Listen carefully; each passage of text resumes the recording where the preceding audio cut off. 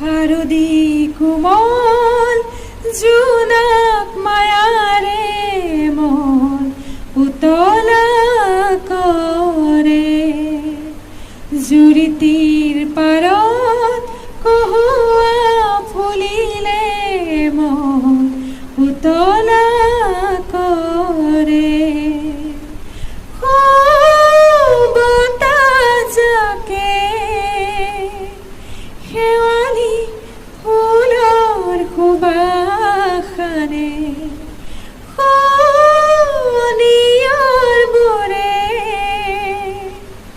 চিনাকি